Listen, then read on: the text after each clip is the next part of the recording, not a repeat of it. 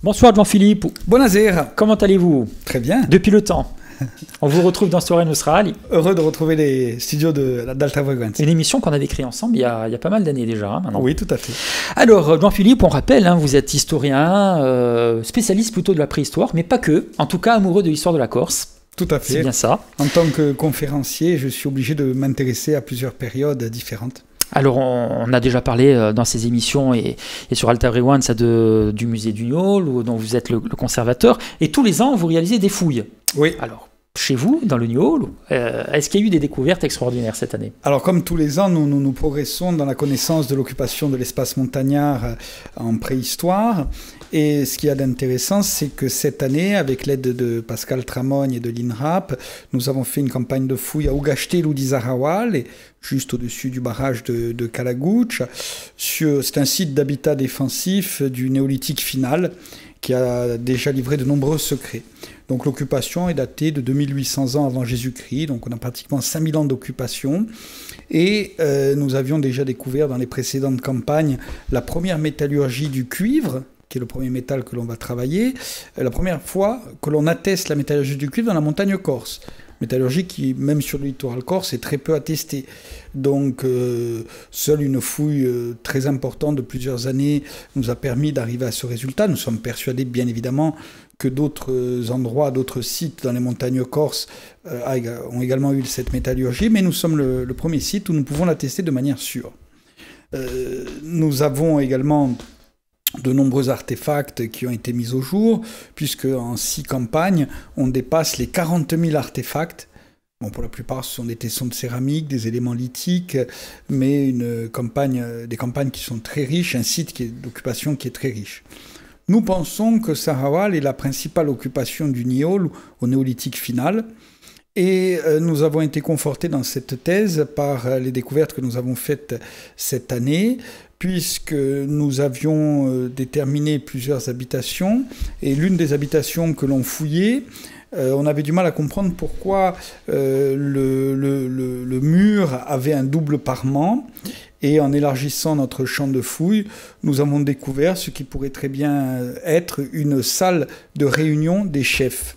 Alors c'est inconnu en Corse, et ça c'est fabuleux pour l'archéologie corse, c'est connu dans d'autres territoires comme à Malte ou encore plus près de nous en Sardaigne, dans les Nouraghi.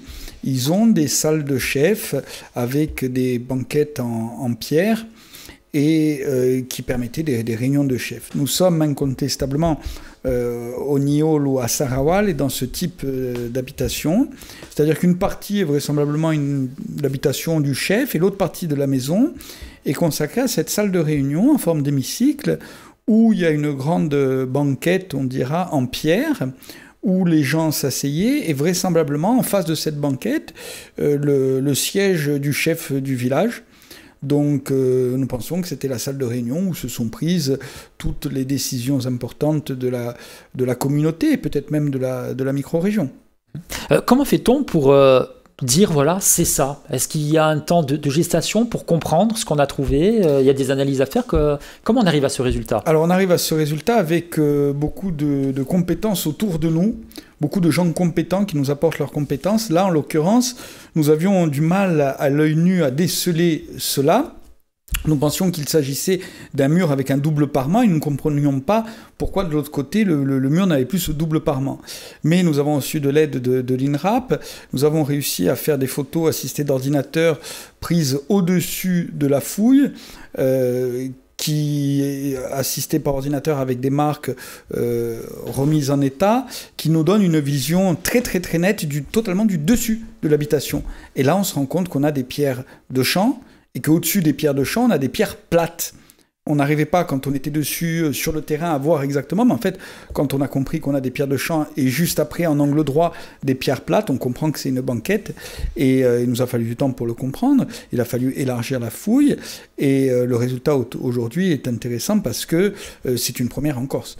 Je disais que nous en avions beaucoup en Sardaigne, ce genre de salle avec ce type de banquette, ils les appellent la sala delle riunioni dei capi mafia, dei capi Et nous avons vraisemblablement la même chose au Niol, et c'est la première fois en Corse qu'on le découvre, et ça c'est très intéressant. Salle de réunion des chefs, cela signifie que, alors déjà les chefs qui sont-ils? Est-ce que ce sont des chefs en Corse? Parce que cela pourrait vouloir dire qu'il y en a d'autres dans d'autres micro-régions de Corse.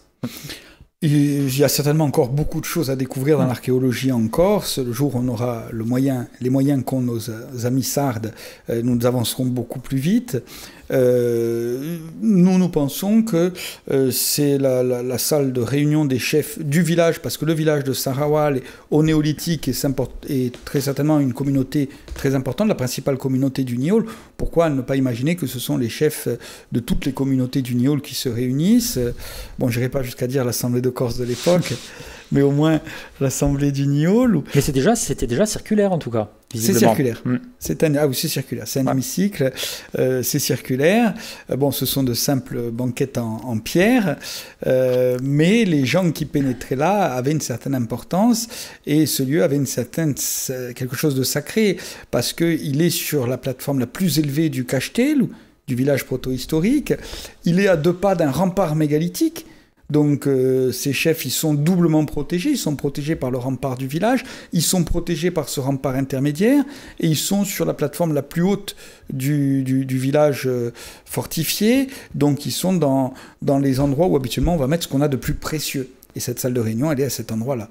Et je suppose que c'est la découverte majeure de cet été dans le Niolo. Tout à fait. Jean-Philippe Pantolini, on se quitte, on se donne rendez-vous demain parce qu'on va passer la semaine ensemble et on va parler donc de toutes ces trouvailles dans le Niolo tout au long de l'été dernier. À domani. À Buonasera. Bonsoir Jean-Philippe. Buonasera. Jean-Philippe Pantolini qui est notre invité cette semaine, archéologue, spécialiste notamment de la préhistoire et de la Corse et plus particulièrement du Niolo. On a parlé de cette découverte au cours des fouilles l'été dernier, cette salle de réunion. Alors c'est au-dessus du lac de Calacoucha, c'est ça? C'est juste au-dessus du barrage de Calacoucha, dans une bergerie, parce que le problème que nous avons sur ce site préhistorique, comme beaucoup de sites en Corse, c'est la perduration de l'occupation de l'espace. Et là, nous avons en l'occurrence 5000 ans ininterrompus d'occupation, y compris au XXIe siècle, puisque nous avons une bergerie et nous fouillons avec les autorisations des propriétaires, l'autorisation bienveillante des propriétaires, pour pouvoir découvrir notre passé. C'est-à-dire que selon les époques, l'homme va toujours s'établir au même endroit et construire sur d'un bâti qui était déjà là, etc., etc.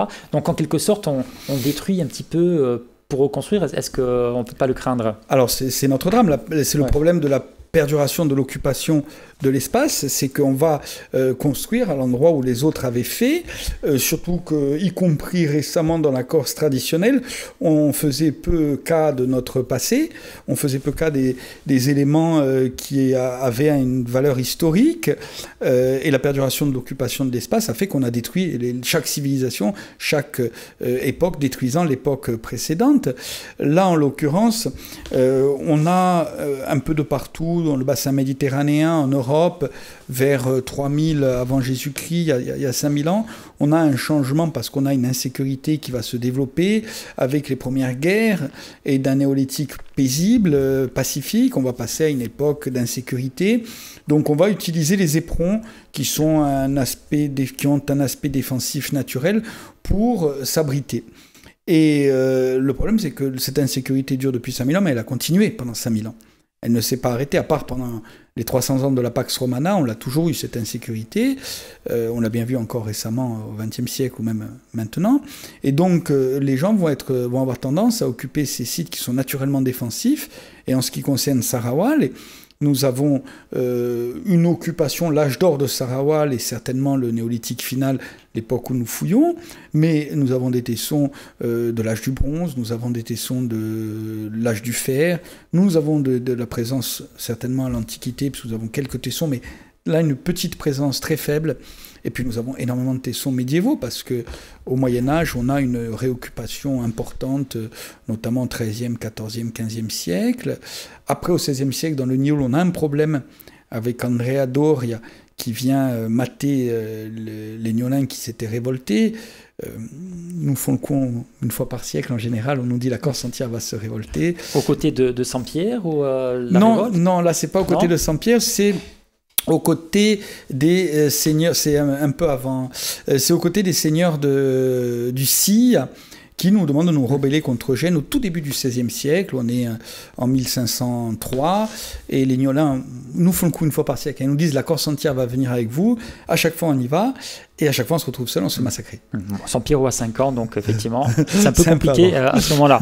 Alors revenons quand même à la préhistoire et donc à ces découvertes. Donc on a bien compris cette salle des chefs dont on a parlé hier. Salle de réunion des chefs, tout à fait. Est-ce qu'il y a d'autres découvertes importantes dans le Niol cet été ? Alors, nous avons découvert et fouillé l'année dernière une zone de sépulture très intéressante du côté d'Albertacce, où nous avions déjà une petite légende qui nous laissait prévoir quelque chose de très intéressant, mais sans qu'on sache pourquoi. En effet, il y a une petite source et les anciens, lorsqu'ils passaient là au début du XXe siècle, ils disaient « Un c'è mica besta qua e c'è la spuda in terra o ad azor te userpu ». Il ne faut pas boire cette eau, il faut cracher par terre, sinon il y a le serpent qui va sortir. Alors on ne savait plus pourquoi, mais cette eau on ne la buvait pas de cette petite source, et on a compris très tardivement, dans les années 80, on a un habitant du village qui, en cherchant des pierres plates, a trouvé à cet endroit-là des objets en bronze et des tombes de l'âge du fer. Et les archéologues se sont succédés, des fouilles de sauvegarde avaient été organisées à la fin des années 80, sans qu'on puisse trouver grand-chose parce que les tombes avaient été pillées. Et avec mon équipe, il y a 2 ans, nous avons passé 15 jours dans ce secteur et nous avons déterminé 3 nouvelles tombes. Et ces tombes se sont révélées extrêmement intéressantes car elles étaient intactes. Donc nous avons entièrement fouillé et nous avons pu découvrir le mode d'inhumation. Nous avons pu découvrir qu'il y avait des tombes de l'âge du fer, mais également des tombes de l'âge du bronze ancien, c'est-à-dire qu'il y a des tombes qui avaient pratiquement 4000 ans. Et on a pu comprendre ainsi comment cette mémoire collective avait porté jusqu'à nous les traces de ces tombes. Parce que cette eau de cette source qui passe au milieu des tombes, on ne savait plus pourquoi, on avait oublié qu'il y avait des tombes, bien évidemment, mais en tout cas, nous ne la buvions toujours pas. Donc et puis le serpent, dans de nombreuses mythologies, est lié à la mort.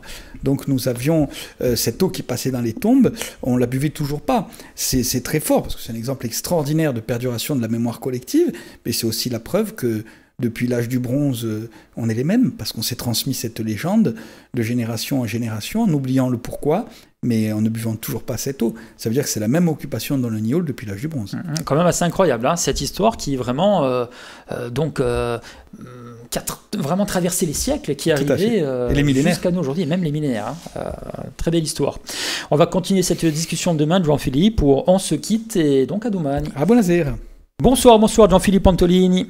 Buonasera. Vous êtes, on rappelle, archéologue et également historien spécialiste de la préhistoire, et vous avez encore une fois réalisé de nombreuses fouilles tout au long de l'été dernier dans le Niol.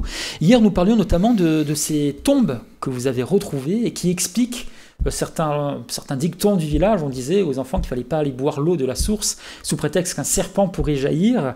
Et vous avez donc, on expliquait ça hier, vous avez trouvé l'explication de... Nous avons trouvé l'explication de nombreuses années plus tard, exactement, de nombreux millénaires carrément plus tard, puisqu'on s'est rendu compte que cette eau qui passait au milieu des tombes de l'âge du fer et de l'âge du bronze, nous ne savions plus, les Niolins avaient perdu l'explication du pourquoi, mais ils ne la buvaient toujours pas, cette eau, et ils parlaient de serpents qui pouvaient sortir si on la buvait. Il y a un lien incontestable avec la mort, et c'est extraordinaire de pouvoir constater que 3-4 000 ans après, on a réussi à garder cette mémoire. C'est la preuve incontestable qu'il n'y a eu à aucun moment ces 4000 dernières années des civilisations qui sont venues massacrer les populations locales et prendre leur place.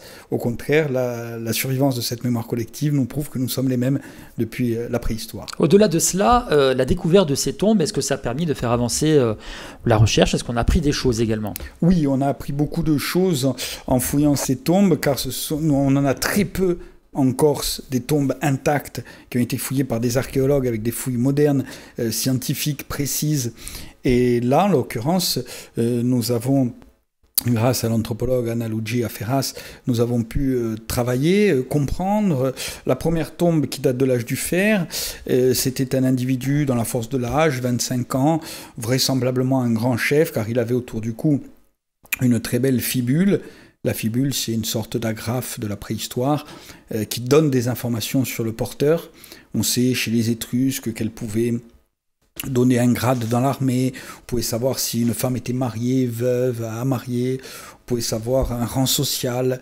Et cette fibule que nous avons découverte, à Okiel, est très importante. Elle est plus grosse que celle que l'on a habituellement. C'est l'une des plus grosses que nous ayons en Corse. Donc, on pense qu'elle appartenait certainement à un grand chef qui a été enterré là. Il a été enterré dans un tavone avec un bétil, c'est-à-dire c'est une pierre funéraire sculptée.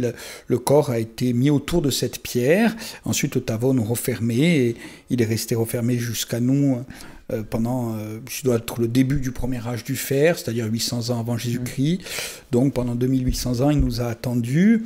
Et souvent, les gens nous disent « Ah oui, mais vous avez profané une sépulture ». Moi, je réponds non. Nous avons, au contraire, accompli le vœu de la personne qui est enterrée, parce que quand on enterre les gens avec leur richesse, tout simplement, ils sont enterrés pour une deuxième vie, pour que ces objets leur servent dans une deuxième vie, que ce soit les Corses de l'âge du fer ou même les Égyptiens. Et moi je dis, nous donnons à cette personne la deuxième vie qu'il attendait, parce qu'aujourd'hui sa fibule elle est dans un musée, son histoire on la raconte, y compris à la radio sur Alta Freguenza, et donc on la fait revivre. Après c'est un petit peu le but de l'archéologie, d'aller chercher, même si c'est une sépulture, effectivement, je partage cet avis. Il y a souvent des remarques comme ça, profanateurs, on sait que... Oui, plus des remarques gentilles souvent, oui.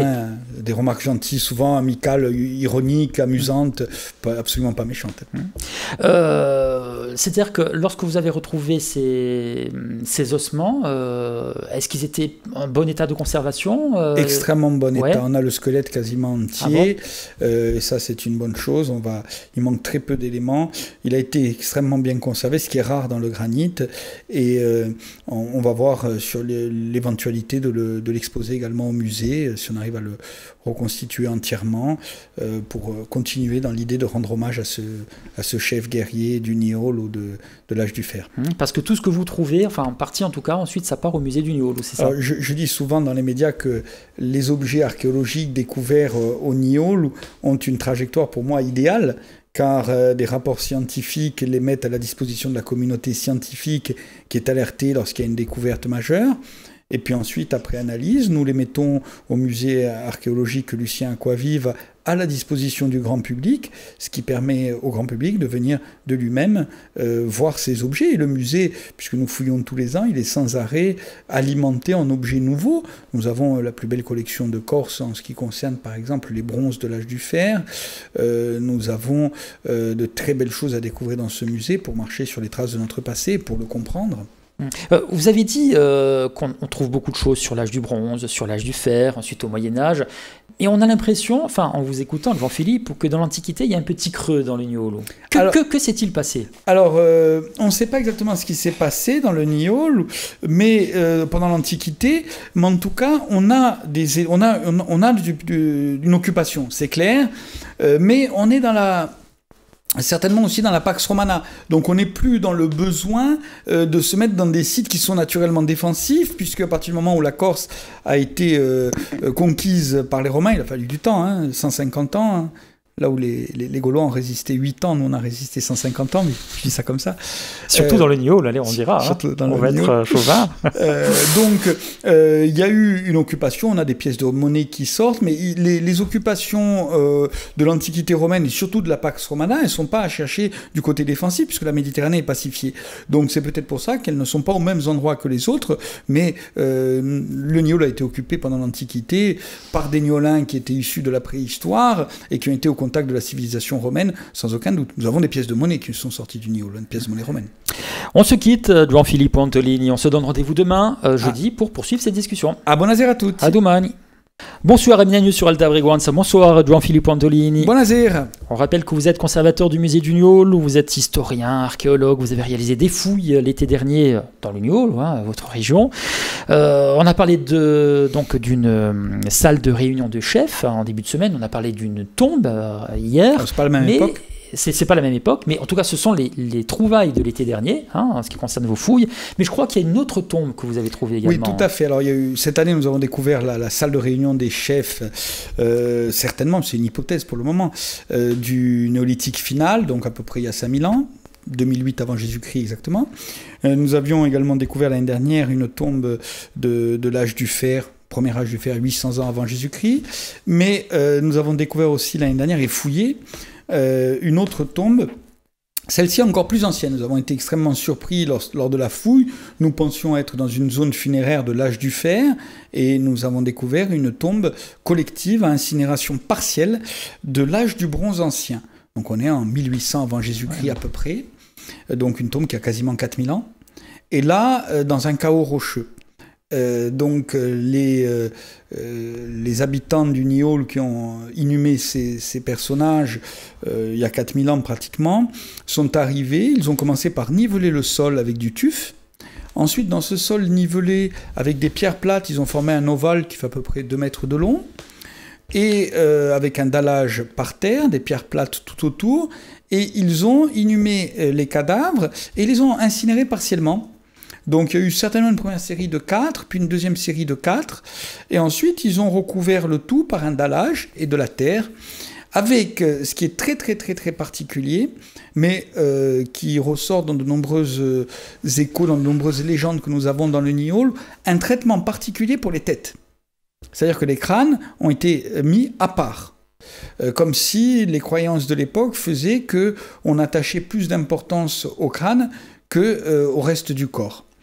Et c'est assez surprenant d'ailleurs. C'est spécifique ou on voit ça ailleurs, en Méditerranée par exemple En tout cas, non, on peut le retrouver ailleurs. On peut le retrouver ailleurs, mais c'est très intéressant quand on le retrouve. Dans le Niol, on avait déjà des échos de villageois qui nous avaient dit « Ah, moi, dans une faille rocheuse, j'ai trouvé une dizaine de crânes. » Une faille qu'on n'avait pas retrouvée malheureusement. Donc, c'est dommage ça. C'est dommage. Ouais. Donc on avait déjà des éléments qui nous laissaient penser qu'il y avait déjà eu, dans d'autres cas, un traitement spécifique de la tête. Et donc on voit que les tombes que l'on a, la tombe par exemple qui a 20 mètres, qui est de l'âge du fer, n'est pas une tombe à incinération. Celle-ci est à incinération partielle, et ce qu'il y a de très intéressant, c'est qu'on a trouvé une bûche qui a servi à allumer le bûcher de ces individus. Alors ces 8 individus, la bûche est arrivée intacte jusqu'à nous, quasiment, donc ça va nous permettre de faire des analyses dès qu'on aura les moyens et le soutien financier adéquat pour comprendre l'essence, le bois, à quelle époque il a été taillé. Ce sera des questions très intéressantes auxquelles les scientifiques pourront répondre. Et ces 8 individus, donc, il y a des enfants très jeunes, ça commence très jeune, jusqu'à 20-25 ans, vraisemblablement sur les premières analyses que l'on fait. Donc il y a des enfants qui sont enterrés également là. Alors, est-ce que c'est une famille qui a été décimée par une maladie, par une attaque d'ennemis? On ne sait pas. Mais c'est intéressant de voir qu'il y a un traitement global de ces individus dans cette tombe collective, avec le soin extraordinaire qui a été porté pour le dallage de sol, le dallage de fermeture, et la réutilisation, puisqu'on pense qu'il y a 2 époques d'utilisation dans cette tombe. Et ce qui est passionnant, c'est d'arriver sur une tombe intacte et de pouvoir redécouvrir leurs gestes, de redécouvrir leur mode funéraire de l'époque. Déjà, l'incinération, 4000 ans avant Jésus-Christ, il y a 4000 ans, pratiquement. Et puis 2 petites offrandes avec des vases en céramique qui sont insérés dans la tombe. Alors il n'y a pas de bronze, mais il y a des vases en céramique, ce qui est assez typique de l'époque, on retrouve un peu partout ailleurs. C'était le début de l'âge du bronze, c'est ça C'est au début de l'âge du bronze, au bronze ancien, 1008 à peu près avant Jésus-Christ. D'accord. Est-ce que ces 2 tombes, parce qu'on a bien compris qu'elles n'appartiennent pas à la même époque? Non. Est-ce qu'elles sont éloignées l'une de l'autre Alors, on est dans une zone funéraire où on en a découvert en tout 5 sépultures, 2 qui ont été fouillées dans les années 80, mais sur 100 mètres de distance, même pas. Donc ça nous laisse à penser que nous sommes dans un endroit sacré, peut-être une colline sacrée, qui a été utilisée pendant plus de 1000 ans comme zone funéraire, et qui explique aussi pourquoi, autant de temps après, pourquoi 3-4 000 ans après, on continue à avoir la mémoire de cette zone funéraire, au point de ne plus pouvoir l'eau de cette source. Pourtant, l'eau, quand on sait la richesse que cela peut être dans une montagne aussi chaude, aussi dure l'été que peut l'être le Niol, ou de pouvoir se priver volontairement d'eau, c'est vraiment que cette légende avait une force terrible au point d'empêcher les gens d'en boire. Et il est fort probable, finalement, qu'il y ait encore beaucoup de choses à trouver dans ce secteur-là. Il y a d'autres choses à trouver, c'est incontestable, et nous allons les trouver. Il faut les chercher, il faut les moyens pour les chercher. Justement, on parlera de ça demain, les moyens qui sont mis à votre disposition pour faire avancer la recherche. Volontiers. À demain, Jean-Philippe. A buonasera e a domani. Merci de nous rejoindre sur Alda Frequenza. Bonsoir Jean-Philippe. Buonasera. En ce vendredi, nous allons terminer notre semaine sur la préhistoire et la Corse et, comme on le fait souvent d'ailleurs sur notre radio, un petit peu un topo sur les dernières fouilles qui ont été réalisées dans le Niol au cours de l'été. Alors on a parlé de beaucoup de choses cette semaine. On a parlé de cette salle de réunion des chefs que vous avez trouvée, de 2 tombes qui n'appartiennent pas, une de l'âge du fer et l'autre de l'âge du bronze, au début même de l'âge du bronze. Alors concrètement, comment se déroulent des fouilles ? Comment ça s'organise, comment ça se finance, qui finance, etc. Alors, c'est très difficile aujourd'hui, dans le système dans lequel nous sommes actuellement, d'arriver à mener des campagnes de fouilles parce que l'Assemblée de Corse, lorsqu'il y a eu les transferts de compétences du projet JOX ou du projet Jospin en 2001, n'a demandé aucun transfert de compétences en matière archéologique. Donc aujourd'hui, nous dépendons directement de l'État français en ce qui concerne l'archéologie, et plus particulièrement d'une commission qui se réunit, qui va décider si nous avons le droit de fouiller ou pas dans le sud-est pour tout le sud-est de la France et pour toute la Corse. Il faut des autorisations en plus. Donc il faut des autorisations qui sont des autorisations préfectorales. Donc lorsque l'on commence une campagne de fouille, il y a une autorisation du préfet pour fouiller, ce sont des choses très sérieuses. Même sur un terrain privé ? Même sur un terrain privé, bien sûr. Non, parce que c'est normal que ce soit protégé. Si on laissait faire n'importe quoi, nous perdrions une connaissance énorme. On ne peut pas se permettre de laisser des amateurs faire une fouille archéologique parce qu'ils ne trouveraient pas les éléments qui nous permettent à nous de comprendre. Ils passeraient à côté de beaucoup de choses et ce serait la destruction de notre passé. Donc que le terrain soit privé ou pas, la seule différence, c'est que les objets qui sont découverts appartiennent aux propriétaires du terrain. Mais qu'il faut que ce soit des scientifiques qui les fouillent pour ne pas qu'on perde l'information, c'est trop précieux. Par exemple, nous, lors de la fouille de Sarawal, et grâce à l'aide de Pascal Tramogne et d'une étude minutieuse de la stratigraphie, on a pu comprendre que nous avions 3 habitations successives. Nous avons pu comprendre que la deuxième avait brûlé, que les gens ne devaient pas être très très contents. Et qu'ils en avaient construit une 3e beaucoup plus costaud suite à la destruction de la 2e, et on a pu ainsi mettre en relation chaque objet avec la 2e habitation, la 3e, la 1re, grâce à une étude stratigraphique très poussée que seul un spécialiste peut faire, puisque sur 1,50 m, il nous a, Pascal Tramogne a trouvé plus de 300 couches archéologiques différentes qu'on retrouve de partout dans l'habitation, qui nous permettent de mettre en relation tous les objets que nous découvrons. Concernant les moyens, force est de constater, il suffit de regarder, lorsqu'on va en Sardaigne, dans tous les coins de la Sardaigne, on voit toujours des panneaux avec site archéologique à tel endroit, à tel endroit, à tel endroit. La plupart du temps liés à la préhistoire en plus. Pourquoi encore ce n'est pas le cas ? Bon, il y a de grands sites comme Kukuruts, comme Philitos, mais on a l'impression qu'on est en retrait ou on a beaucoup de retard par rapport à la Sardaigne. C'est très simple, il suffit de prendre une machine à calculer, de constater que chaque année on va perdre 1500 ans de recherche sur nos amis sardes. Ils ont l'avantage d'être autonomes depuis 70 ans et de décider eux-mêmes de leur politique archéologique depuis 70 ans. Et donc ils ont décidé de mettre les moyens pour le développement archéologique et pour un développement archéologique lié au développement touristique. Donc en Sardaigne, vous avez une centaine d'archéologues payés à l'année pour fouiller. Donc ils fouillent, ils comprennent, ils protègent, parce qu'un site qui est fouillé est protégé. Une fois que le site est protégé, il y a des gardiens, il y a des gens qui vont vendre des billets d'entrée, il y a des touristes qui vont venir découvrir le site, on va leur vendre une publication avec des explications scientifiques, un petit objet souvenir, ça va créer des emplois. Ces gens-là, ils vont être contents d'avoir des explications, de pouvoir visiter. C'est une mise en valeur extraordinaire, permise parce qu'on a une centaine d'archéologues payés à l'année uniquement pour faire ça. Nous, en Corse, on a 1 ou 2 archéologues sur des fouilles préventives qui sont payées à l'année. Parfois, on les envoie travailler en dehors de Corse. L'INRAP les envoie travailler en dehors de Corse. Et ensuite, on est 5 ou 6 archéologues chaque année à demander une campagne d'1 mois Vous imaginez 5 ou 6 archéologues qui demandent une campagne d'1 mois, plus 1 ou 2 de l'INRAP, là où les Sardes sont une centaine à fouiller tous les jours. Ouais. Donc chaque année, on prend 1500 ans de retard, et c'est dommage. Il va falloir un jour s'occuper de notre patrimoine, parce qu'on ne peut pas livrer aux touristes un site qui n'est pas fouillé, parce qu'on n'a pas toutes les explications, parce qu'il n'est pas protégé, et c'est un grave danger. On ne peut pas se contenter des explications qui sont trop souvent données à la va-vite en disant les archéologues dans 50 ans fouilleront avec des techniques meilleures que les nôtres. C'est vrai, mais qu'est-ce qui va rester à fouiller? Au vu des constructions actuelles, qu'est-ce qui va rester à fouiller dans 50 ans? Parce que malheureusement, nous n'avons pas que des gens honnêtes qui déclarent, lorsqu'ils découvrent un site lors d'une fouille, qui le déclarent. Et on en a qui disent rien, qui détruisent les sites. Et donc notre patrimoine est en grand danger. Donc aujourd'hui, pour organiser ces fouilles, nous avons l'autorisation de l'État à travers la Direction régionale des affaires culturelles qui nous soutient pour développer ces fouilles. Nous avons, en ce qui concerne les fouilles dans le Niol, des soutiens comme le Parc naturel régional de Corse, ou encore le Roi Merlin qui nous donne du matériel pour faire nos fouilles.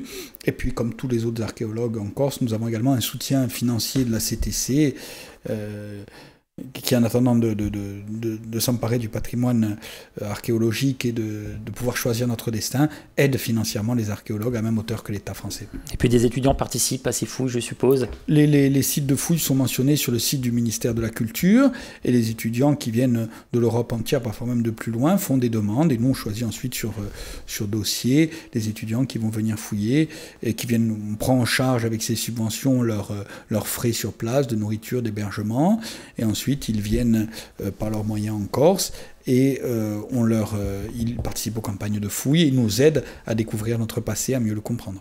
Voilà donc ce qu'on peut dire cette semaine sur ces fouilles qui se sont déroulées dans le Niol. On rappelle qu'il a notre site internet pour écouter les podcasts, pour celles et ceux qui ont raté les émissions de la semaine justement, pour savoir tout ce que vous avez trouvé, des choses quand même intéressantes. www.alta-freguenza.com. On se quitte, Jean-Philippe, on se donne rendez-vous bientôt, parce que je crois qu'on a encore beaucoup de choses à découvrir avec vous. Avec plaisir. À la prochaine fois. À Bonazère.